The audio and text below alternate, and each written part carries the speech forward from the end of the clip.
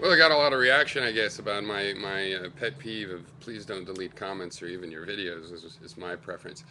Now, people were pretty much understanding of that's my desire in my channel space. That's nice of them. But there was a lot of defense of deleting comments. And for example, I think a powerful one is you have the right to create. We value your right to create, so you should have the right to destroy.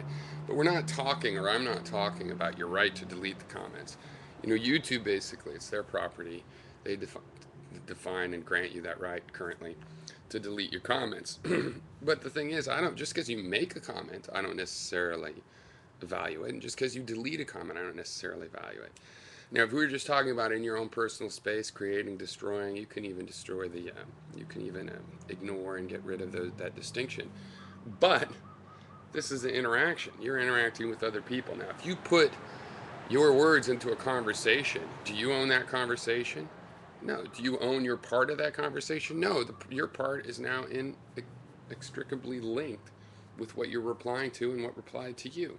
So you've entered the conversation. You cannot take your participation in a conversation out of the world. And deleting the words so that it can't be read is sort of an abomination, considering you can actually remove that conversation.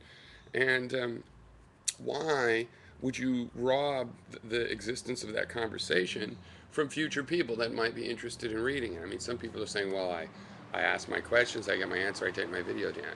Well, what about other people that had a similar question? It's not like you owe them anything, but you participate in a conversation because you got something out of conversing.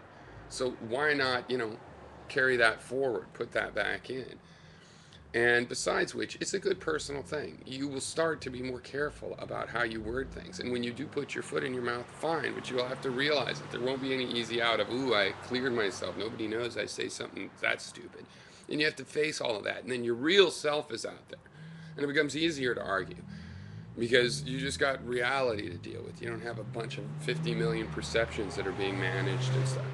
Now, I'm not saying that when you delete your videos that you're actually consciously trying to manipulate us or wipe the record from reality. I understand it doesn't make you a bad person. You might just view this medium differently. Obviously, when you're having a conversation in the street, it deletes itself. You say it, the person hears it, and it's gone. The record of the physical part of the communication, and that's fine. So, some people see comments as that way, and they're sort of making it work that way by deleting their comments.